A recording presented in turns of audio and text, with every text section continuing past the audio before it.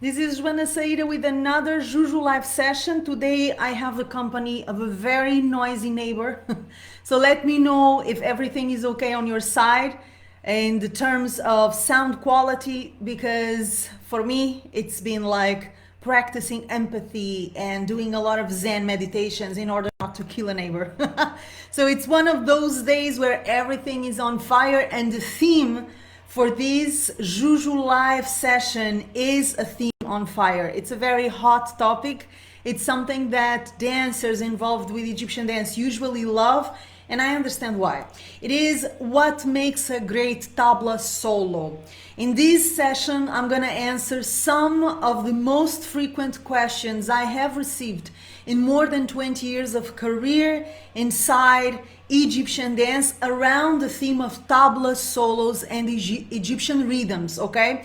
Now, you are welcome to join me and share your own questions if you have questions and your own feedback, and I promise to listen or read in this case and answer back with pleasure, okay? Now, before we dive into the questions I have selected, let me tell you a bit about myself as it is protocol. I am a world-renowned Oriental dancer, teacher, choreographer, author, and I'm also the creator of the pioneering Joana Saahirah's World and Joana Saahirah's Online Dance School, delivering authentic Egyptian dance, personal discovery, and empowerment. At the end of this video, I'm gonna make you an offer to join our new Tabla Solo laboratory available at our school, Joana Saahirah's Online Dance School. But until then, I have a lot to share with you. Now let's dive immediately into the questions. First question, is Tabla Solo improvised or choreographed? It is funny because I hear this question many times. What should I do? Should I choreograph my tabla solo? Should I improvise to it? And before I answer this question, let me give you a little background information on what a tabla solo is, because it may be obvious to me, it may not be obvious to a lot of dancers.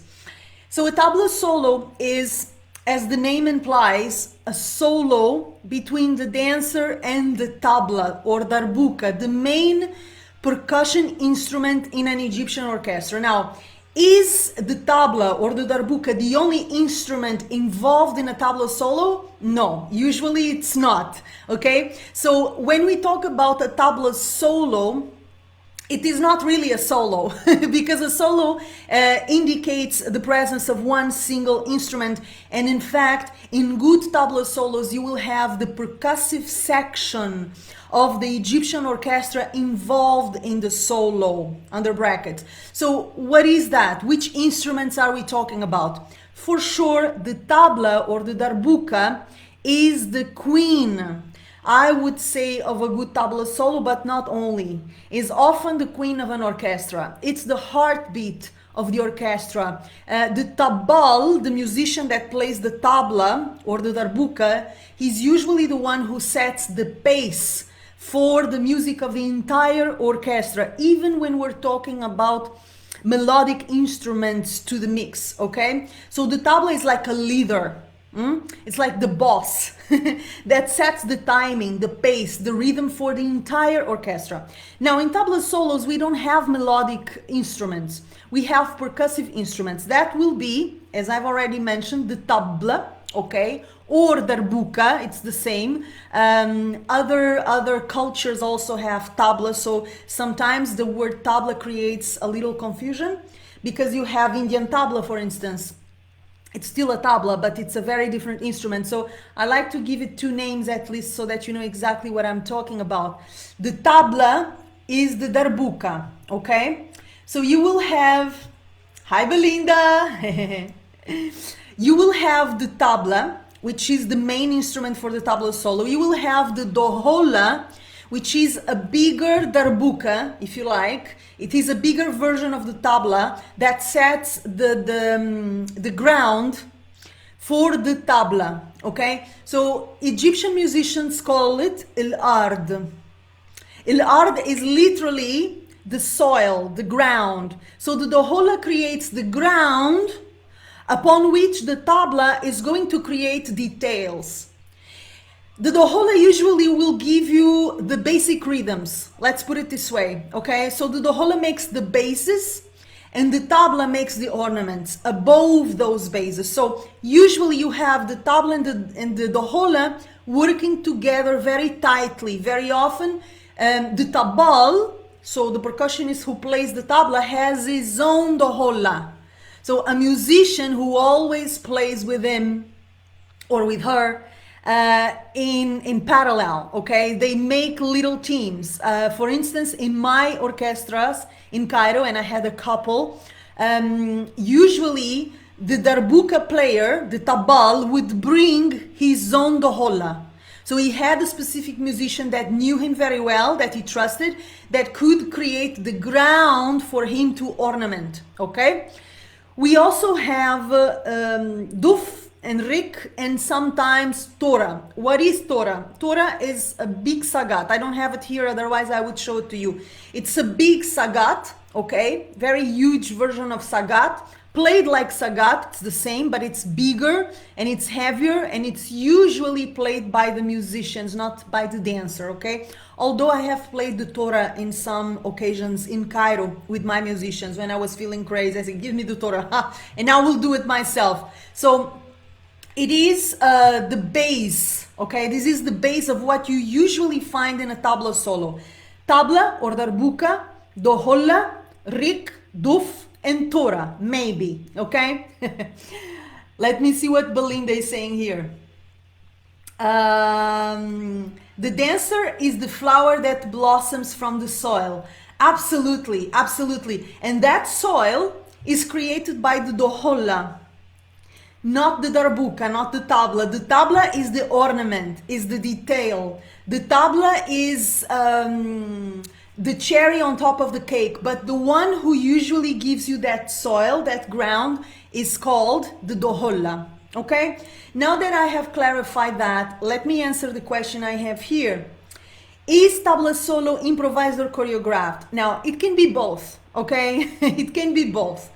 If you ask me what I prefer and what I think is the natural way of doing a tabla solo, and this is a personal opinion, it is not a fact, I would say that improvising with live music, with an orchestra, with a percussionist, is the natural environment for the tabla solo. It doesn't mean you cannot work with recorded music. It doesn't mean you cannot choreograph it. Yes, you can. I do it all the time. I love it. It's great.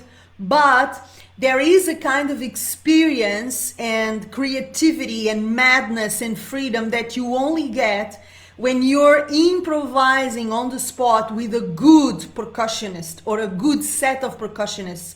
There is nothing close to it. You know, it's absolutely fabulous. It is ecstatic. It is an experience of tarab and joy and freedom and connection. And rest assured, it will only happen if the communication between the dancer and the musicians is very good. So many dancers will not like to improvise at all, and much less a tabla solo. Why?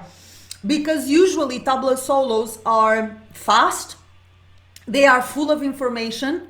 So if you have a good percussive set, you will have an elaborate set of phrases within that tabla solo. And if you're improvising, you're either very well prepared and you're able to react to the music on the spot and very quickly without thinking from the heart, from the guts, or you are done. You're gonna feel like you cannot catch anything, you're totally out of it. It can be very stressful.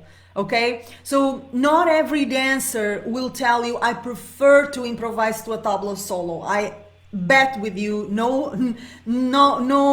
everyone will prefer that, because then again, it can be challenging if you're not prepared technically, you're not prepared physically, if you're not prepared to react in the moment, and if there is no good connection between you and the musicians who are co-creating that improvisation with you. Now, with my own band and with orchestras I have worked around the world with, okay, so orchestras in Argentina or in Russia, musicians that were not my musicians, so musicians I didn't know very well and who didn't know me very well, I would still, most of the times, prefer to improvise. Now, if I feel the musicians are not that good, or if I feel they are not that prepared to improvise with quality, with juice, with content, then I will ask them to reproduce an already created tabla solo. So it will not be improvised in the sense that he knows what he's going to play and I know what he's going to play. I may not choreograph it, but I know what's coming. So it really depends on the level of trust that you have with the musicians and how good the musicians are. And then again, this is for me, okay? If I feel the musicians are not so strong, I'm going to protect myself as a dancer on stage. I'm not going to give any space, any chance for screwing up. Okay, or for a musician who is chaotic, who doesn't know about dance, doesn't know about rhythms, and it happens. Not all musicians are great, okay? Just like not all dancers are great. So you have to know very well who you have working with you. But if they're good, if they're professional, and there are a lot of amazing percussionists, especially in Egypt, then I would totally improvise with them. And by improvisation, I mean not only not choreographing, but actually not knowing what he's going to do. And the musician also doesn't know what he's going to do. So it's created on the spot, very much within the concept of the ballet diawedi. Okay? So we improvise. In Cairo with my percussionist, I would always improvise.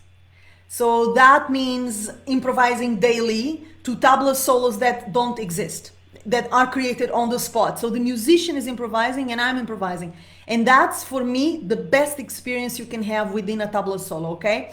But, again, there are amazing choreographies that I have seen, amazing choreographies of tabla solos that I have created, and it's all good. You know, if you don't have a live orchestra at your disposal, and most of us don't, at least not all the time, choreographing to a tabla solo that is already created or improvising to a tabla solo, recorded tabla solo, is also very nice experience, and it can be a way of unlocking a lot of nice things in you, physically, emotionally, spiritually, mentally. Tabla solos are like a big wake up, you know. So I really love them, really love them. Either improvised or choreographed, you're gonna reap a lot of benefits from doing them, okay?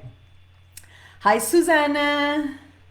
Hi, Susanna is sending kisses from Barcelona. Besitos. Oh, Susanna studied with me in Barcelona. Susanna, did I understood well? I was performing and teaching in Barcelona, in Spain. Maybe you caught me there. I hope. She's saying she agrees with me. Improvisation is magical. Yeah. There is a flow, there is a surprise, there is a kind of presence and authenticity and creativity that I believe only comes when you are improvising. Now, improvising to a recorded piece of music is great. Improvising with great musicians is even greater. Okay? Now, second question. What skills do I need to develop in order to dance a great tabla solo? Skills, qualities, okay. Now, I'm not sure if this question is related to dance skills or personal skills, but I'm gonna give you a little bit of both, because as you know, for me, Egyptian dance is also personal growth. So I cannot become a better Oriental dancer if I don't become a better person in many ways. So I'm going to answer to this question from both sides, okay? The dance and the personal development side. So what skills do I need to develop in order to dance a great tabla solo? First of all, you have to define what is a great tabla solo. Okay? And I don't know where you're coming from with the question, and different dancers will have different definitions of a great tabla solo. It also depends who you have learned with, what style are you studying. So from Egyptian dance standard, which is the one that I know better, a great tabla solo Is not tense, is not hysterical, is not dry, it's certainly not aggressive and competitive and full of too much information and tension, although that's what we usually see. Okay, so there is like a trend in Egyptian dance these days that tells you have to do a lot, you have to run a lot, you have to be hysterically competitive and kill it, if possible with kung fu steps. Yeah, whoa! And that is true also for tabla solos. Okay, so you're seeing dancers who feel and look very stressed when they're doing a tabla solo. They move too much. They move meaninglessly, which means they're doing movements they don't really feel just to fill the void. And there is a lot of tension, a lot of aggressivity, a lot of anxiety even because it's too fast and they're trying to catch everything in the music, everything. So instead of being a creative, freeing, relaxing experience, it tends to be a very stressful experience, okay?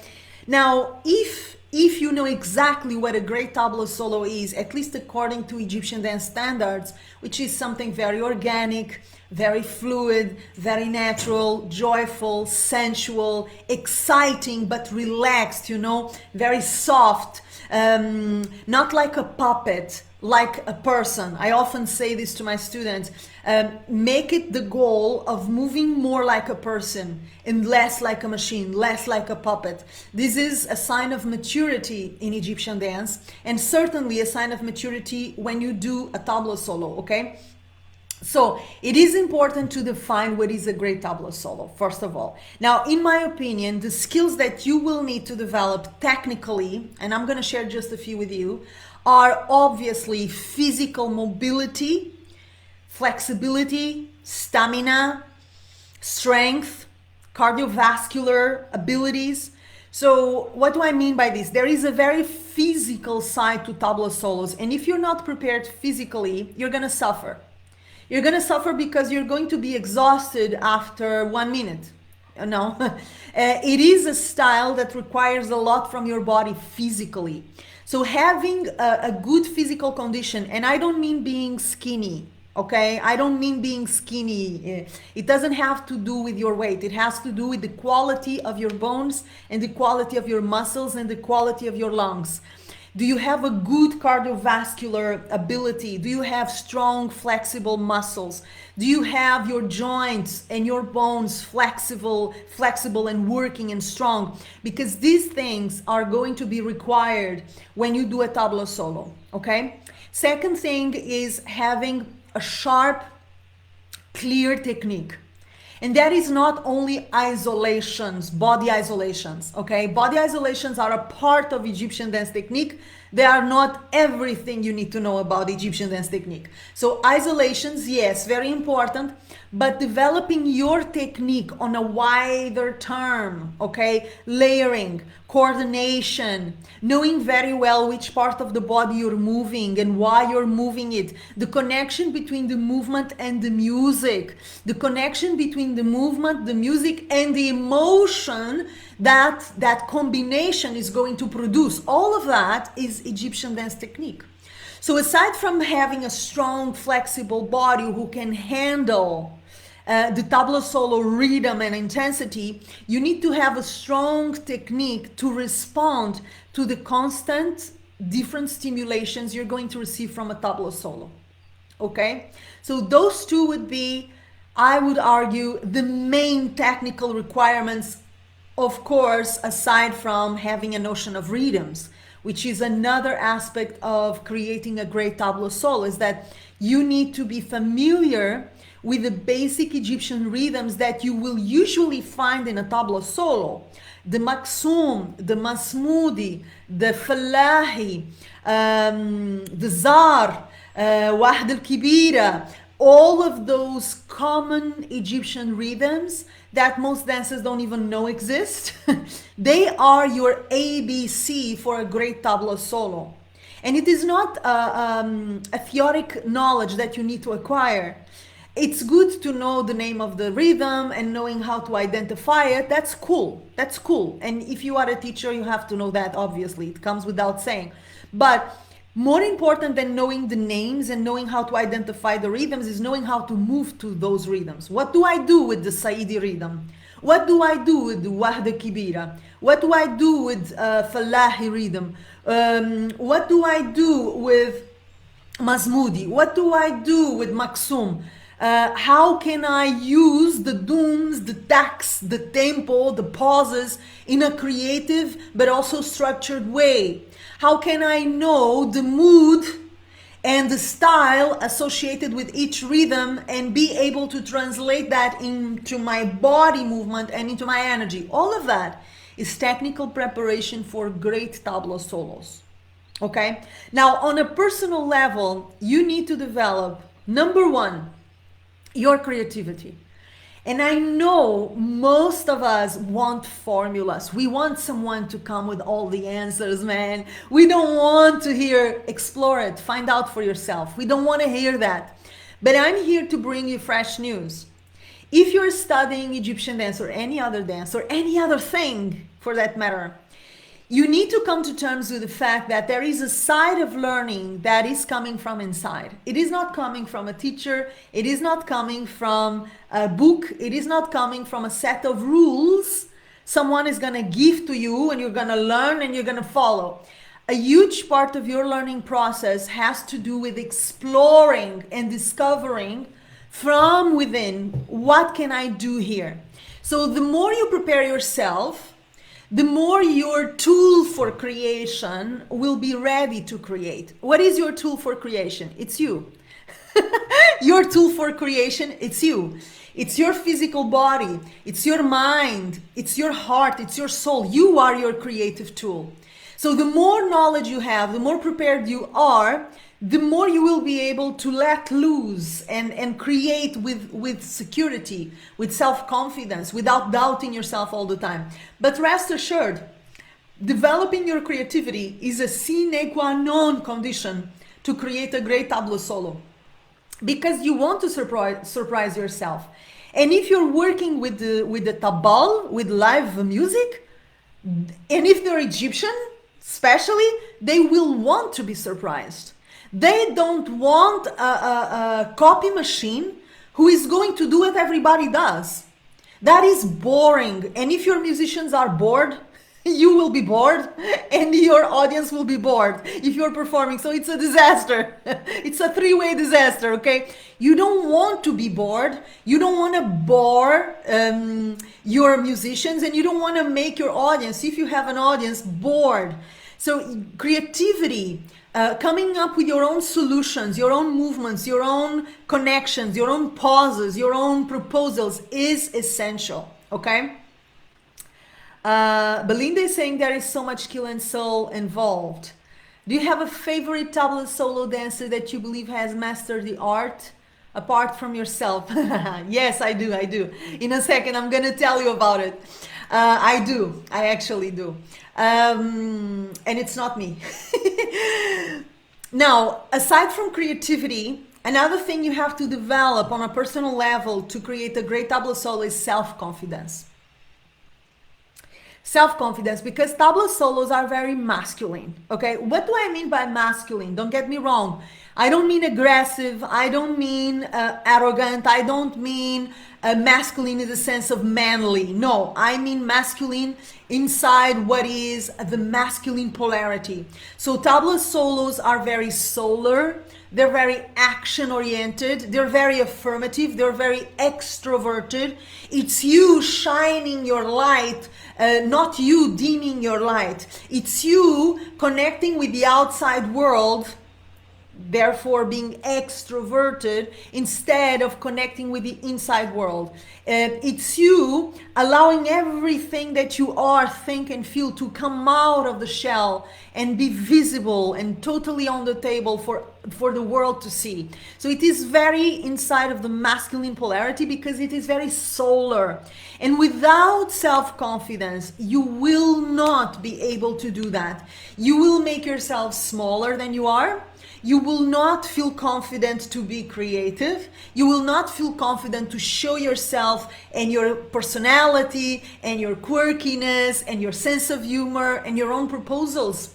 You will not feel comfortable exposing yourself, and tabla solos are particularly challenging in terms of exposure. You're totally out there. You know, it is not a discrete revelation, it's a big revelation. Here I am, bam. You know, so self-confidence, it's a very important skill aside from creativity. Last but not least, the ability to enjoy yourself inside the dance, the ability to create an experience that is joyful, that is pleasurable for you, not for others, for you. That is also known as sensuality. What people usually call sensuality is not really sensuality. So sensuality is not the porno flick faces.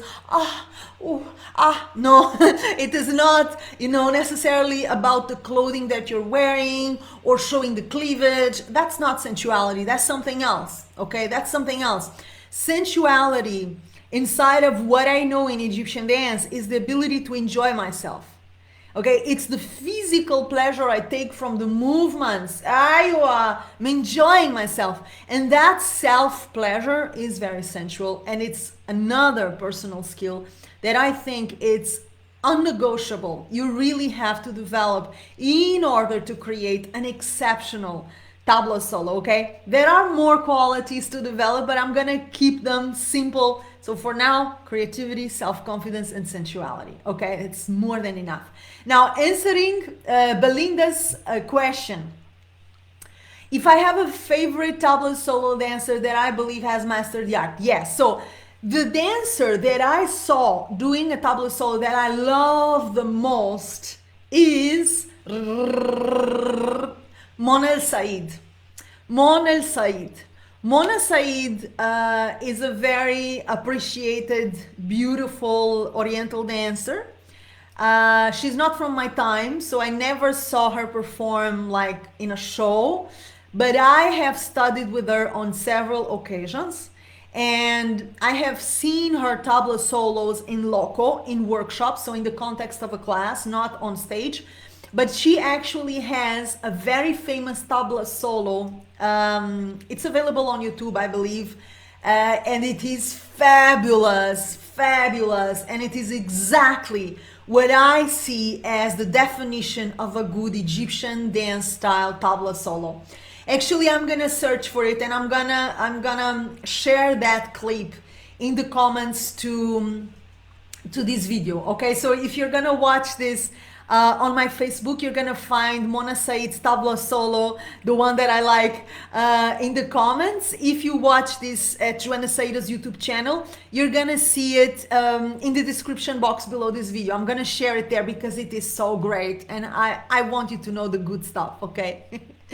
Now, how do I become comfortable with Egyptian rhythms? So this is a question of someone who already acknowledges it is important to get to know the rhythms before you do a tabla solo. Yeah? And I agree, it is. I've already said that. It is important to study the basis so that you can go to a tabla solo and know exactly what you're listening to. It's another level of knowledge and self-assurance. When I know what I'm listening to, I understand what I'm listening to. Okay, you feel more secure, and you come with a preparation to deal with that sound or sounds. Okay, now how do I become more comfortable? I'm gonna give you the obvious answer, which is you have to study the rhythms. So what does it mean studying the rhythms? For me, as I teach Egyptian rhythms, studying the rhythms means, first of all, getting familiar with the percussive instruments, what each instrument sounds like. This is the first thing, okay? Knowing exactly what is a duf, what is a rik, what is a darbuka or tabla, what is the dohola, how do they look like, how do these instruments look like, how do they sound, okay? Second, we go from rhythm to rhythm and we study the structure. Dum tak tak dum tak dum tak tak dum tak dum tak tak dum tak. Whatever. I need you to know where is the dum, where is the tak, how many dums, how many taks, and when, and how many pauses in between. I need you to be able to sing each rhythm inside your head before you dance the rhythm. So even before we dance the rhythms, we study the instruments and we study the structure, the notation, the doom, the tack, and the positioning of each doom and each tack within each sentence, each unit of that rhythm, okay? After we have that clear, we start to explore each rhythm. And for me, that can come in many ways, okay? We can explore the entire rhythm as a whole. We can go for the dooms. We can go for the tacks. We can play as if our body was a percussive instrument. And I do a mix of exercises and flow that will put you in contact with the core of that rhythm, not in a static way, but in a creative, free way, so that you know when you hear it by yourself, how many possibilities there are to explore that rhythm. There is not only one way of dancing a rhythm, there are different ways. Last but not least, we also study the mood and the style of each rhythm, because some rhythms are attached to specific styles, like the zar, which is associated with the zar ritual, or the Saidi rhythm, which is associated with Saidi, a part of Egyptian folklore, or the Falahi, another rhythm that is associated with Falahin and Falahin style. So each rhythm has its own world, its own mazeg, its own mood, okay? So preparing students to dominate the rhythms, for me, it's a very, very structured step-by-step journey that prepares them for tabla solos. So how do you become more comfortable? Study with a professional teacher who knows how to teach you. That's it. You know, there is no magic trick. There is no good free training, not that I know. There is nothing that I can give you that is not pure education, pure training. So a course, a class where you're seriously studying the rhythms in order to prepare yourself. What else? What else? Can tabla solos be emotional? I love this question. And throughout the years, people have asked me about this, especially when I was dancing in Cairo, because for many years I had one tabal who was my habibi. He was like my father. He died a couple of years ago. His name was Hosni Watatak. He was a character. The entire Egypt knew him. He was an amazing man, an amazing friend, a very loyal partner in crime, a father or a grandfather actually, and he was always ready to serve me, serve the music, serve the dance, serve the show. He was amazing, amazing. Besito, Susana. And later on I had another tabal, which I loved equally, if not even more, who is thankfully alive, Mohsen Maradona. He's still working in Cairo, I believe, with an Egyptian dancer that I love called Dandash. I'm not sure, but I think I saw them together somewhere. And we made a great team, okay? So in Cairo, with these two percussionists, Hosni Watatak and Mohsen Maradona, I managed to create tabla solos that were emotional, yes. But I have to give credit to the ones who deserve the credit. It came a lot from them. The emotion in a tabla solo depends so much on the music. For me, at least.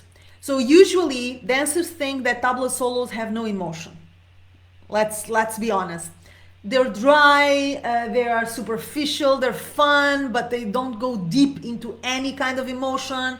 They're okay, but they are not the kind of style you would say, oh, I'm gonna feel deeply. They're not. And this is one of the reasons why so many dancers like to do them in competitions, for instance, because they think they are dynamic, they have the wow factor, and they're not too challenging because they don't demand emotional input. But I disagree. If you have a great tabal a great set of percussion at your disposal, if you have that luxury, and if the tabal who is playing with you is an artist, in Egyptian we say fanan, if he's a real artist, rest assured, tabla solos can be emotional. Because the tabal is bringing that emotion, and he is creating opportunities for the dancer to feel emotion. Sometimes even sadness, if you can believe it. Can you believe you can feel sad in a tabla solo, which is a style so much associated with joy, but you can.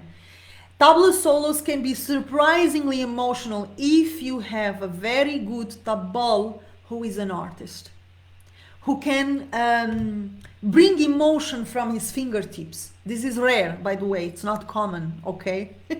So usually we don't associate emotion with tabla solos, but it's mostly because the music is not bringing you that. And if the music is bringing you that, then as a dancer you have to be able to match that, right? So if you have a great percussionist, a great tabal, bringing you emotion from the fingertips, but you don't know what to do with that emotion, it's gonna die. It's like someone giving you pearls and you don't know what to do with those pearls. You say, oh, I just see a group of rocks here. What is that? I say, it's pearls, girl. Use them. You say, I don't know how to use them. I just see rocks. You know, so the more prepared you are, then again, the more you're gonna be able to recognize when a tabla solo is providing the space and the opportunities for emotion. And if they are there, if those opportunities are there, catch them and use them, okay? Because yes, tabla solos can be emotional, they can be passionate, they can be soulful. They don't have to be dry, empty, soulless, emotionless. They don't, okay? What else? How can I bring more originality to my tabla solos? Okay. Originality is a big thing. I would argue in Egyptian dance, in life, in the way we do life, you know, originality is something that can be seen in every little thing that we do, right? So I give you an example. I love cooking. I don't have much time to cook, but because I have to cook, I like to be creative because otherwise I will be bored to death. You know, my partner, my man, loves to follow recipes and he goes nuts because I hate following recipes. I would rather screw up a dish but do it from my guts, man. And mix cinnamon with pepper and pepper with weird stuff than following a recipe. I'm not a recipe kind of person. I like to improvise. I like to try different ways of doing things, different seasoning, different ingredients, because I get bored very easily. And it is from my character, and perhaps it is because I am an artist and I've always been an artist. So we like to do things differently, our own way, you know. In dance, it happens the same. You have the recipe followers and you have the improvisers who like to create from nothing, you know. And I do think there is value in following a recipe. And I do think there is value in being creative also. So in terms of tabla solos, originality is a combination of following a recipe and being creative. Okay? So following a recipe, what's that like? It's about knowing the technique. It's about knowing the rhythms, the music, everything I've already mentioned. It's about preparation. It's about studying. It's about being physically prepared. It's about having a good dominion of your body movement, of isolations, of transitions, of weight transference, of layering, of coordinations, all of those beautiful things that we call Egyptian dance technique. But it is also about exploring and finding new movements, new angles, new levels, new solutions for the music that you would do like your teacher does, or like the dancer that you like does. So it's a kind of daring behavior that affirms, this is who I am, and I have learned the ABC, but now I'm gonna create a new poem with that ABC. That's originality. You learn the language but you don't have to necessarily write like everyone else. You know, I'm gonna tell you a story about originality and following a recipe. Okay, a few years ago I took vacations, which is something I never take. Vacations, and my idea of vacations was to go to Oxford in the UK, and spend the entire summer locked in a college called Corpus Christi, a very beautiful old college in Oxford, next to Christ Church College, a very famous college where scenes of Harry Potter were shot. Very beautiful location. And I was there studying English literature and creative writing. So what we would do is we would have classes in the morning, and then we would have writing assignments to fulfill in the afternoon. In the mornings, we would study great authors, the Bronte sisters, Shakespeare, Chekhov, Martin Amis, whatever, you name it, okay? And we would study the recipe. How did they do that? How do they build dialogue? How do they build character? How do they do descriptions? How do they do that? We would focus intensely on the recipe, on the creations of the ones who have done it before us so beautifully. But in the afternoon was the creativity part. It was the originality part. So our tutor, because in Oxford you call it tutor, would tell us, now, after everything we have seen in the morning, what can you create of original? I want you to go around Oxford and do your own description of a rose. Write your own dialogue based on a conversation you heard in the coffee shop. Create a scene inspired by something that you have seen by the canal. But I want to feel your flavor. I want to hear your voice, your writer's voice. It was so interesting, and it was very tiring because we were doing that every day, the entire summer. But that is the balance between education and following a recipe and studying from the ones who came before us, the ones who know more than us, the ones who have more experience than us, the ones who have the domain of the language that we're studying, but then going about our lives and asking, what can I bring of my own to this language? How can I write my own poem using this language? That's originality, okay? And that's something that it is important. It is very important to exercise.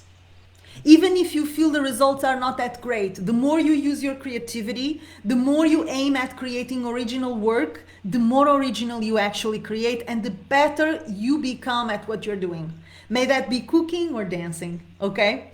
Now, there is someone here in the comments, Fahim, asking me to open my hair. I don't think that's connected with Tabla Solo, so I'm gonna pass that. Okay, but if you have any questions related to Tabla Solos, you're welcome to share them, all right? Now, what else do we have here? What's the meaning of Tabla Solos? What is the meaning of Tabla Solos? This is a funny question, but also an important question.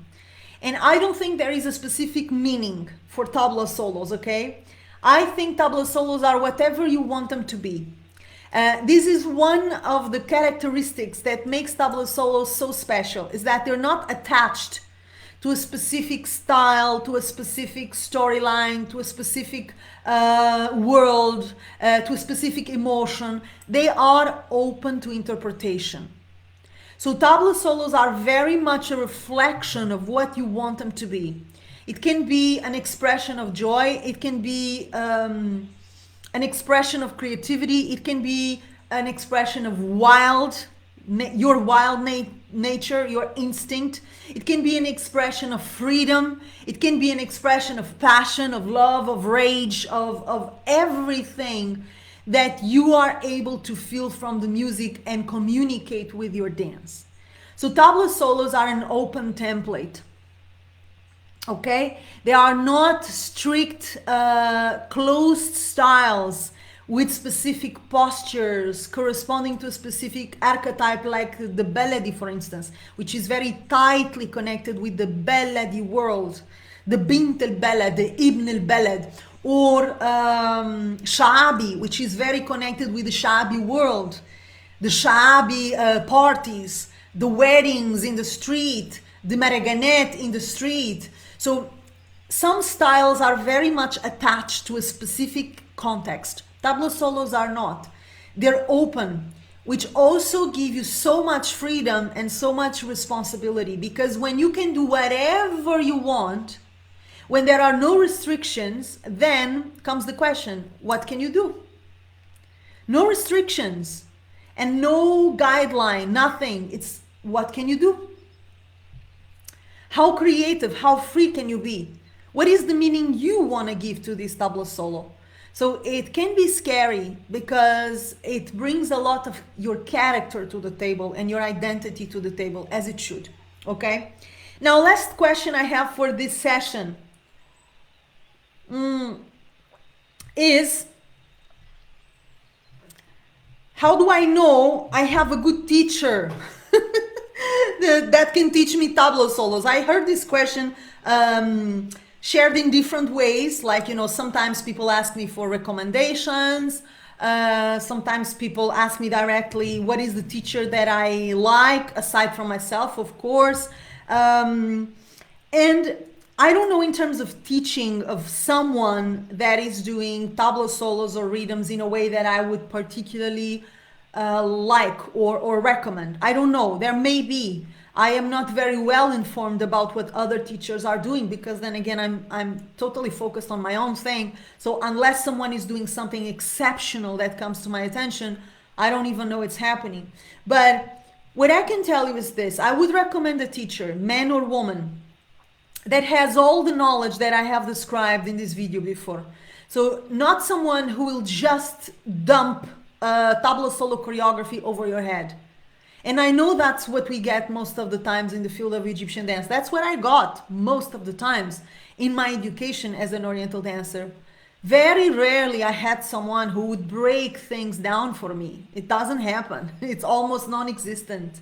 Okay, and this is something that I have changed intentionally in my work. When I started teaching, I made a point of being the teacher I wish I had caught for myself. I wish I had for myself. Okay, so I would recommend that you join our school, literally, not because I'm just promoting my school, no, because I do believe that we are the best at what we do, and we do have a new Tabla Solo laboratory training happening this October. It's going to be a once-in-a-lifetime experience. It's going to be available until the 15th of November, but subscriptions are going to close very soon, and it's going to go away. And I don't even know if I will ever do it again. So this is an experience I will create, and then it will be gone. And it is the process of creating a tabla solo. So I'm not just gonna arrive and drop a tabla solo over your head, as you will get in most classes and workshops that you get. No, I am going to, first of all, develop the basis for the tabla solo. And in my world, that has to do with body love, body acceptance, how to deal with your body, how to be creative with your body, body isolations, dance technique for tabla solos, the basics of Egyptian rhythms, of course, creativity unlocking, so how to unlock your creativity, and last but not least, the creation of the tabla solo. But the creation of the tabla solo is the last thing we're gonna do. Okay, it's not the first or the only thing. It's the last thing we're gonna do, because I feel like so many dancers are obsessed with memorizing choreographies, and they don't even know that's not the only thing they need to do in order to learn how to dance. So learning how to create a great tabla solo will require more than memorizing a choreography. If you're searching for a format, for a teacher who is gonna take you there, I will highly recommend that you check our Tabla Solo laboratory this October at Joana Saahirah's online dance school. Here's what I'm gonna do. I'm gonna share the link to that training either in the comments to this video if you're watching it on Facebook, or in the description box below this video if you're gonna watch this at Joana Saahirah's YouTube channel, and I will invite you to check it. When you click on that link, you're gonna see the program of the training. It's fabulous, and it's gonna be a very different way of learning tabla solos, okay? A way that will actually make you a better dancer, not just a good choreography memorizer, okay? Or a good recipe follower. No, no, no. We want originality. We want more freedom. We want you more confident. We want you more wild, more raw, more fierce. And that's what a real tabla solo journey can bring you. And that's what we're gonna do in this training. I'm very excited for it. I always try to upgrade and up-level everything that I do every time I do a class in my private coaching programs or at my school or at presential work. I always try to do better than the last one. Always, always, always. And this one is so cool. It's so cool and so powerful. So join us. And last but not least, the invitation that I usually make. Join our newsletter if you want to receive great content, free content, paid content, everything around authentic Egyptian dance, personal discovery, and empowerment, okay? When you join the newsletter, you gain access to special offers and gifts and content that I only share with my people. It is a very active newsletter, so some dancers complain, not that I don't give enough, that I give too much. Imagine that you can be criticized for giving too much. But I am happy to be criticized for that, because I'm proud to affirm Joana Saahirah's World is the platform in the world that delivers the most and the highest quality content in terms of Egyptian dance, personal discovery, and empowerment. I'm very proud of the work I have done, me and the technical team that is behind me, and also the work that my students are doing with the school, because we couldn't exist without them. So I want to thank you if you are one of our students, one of our followers, even if you're not a student, and I want to welcome you to join us if these themes interest you. Then again, I'm gonna share the link for you to subscribe to the newsletter in the comments to this video here on Facebook, or in the description box below this video if you're watching this on YouTube. I will see you very soon for another Juju Live session about a different theme. And until then, I'm gonna ask you to share your questions and your comments around this theme. I promise to answer them some way, somehow. And I'm gonna send you the usual love and the usual kiss, okay? Mwah!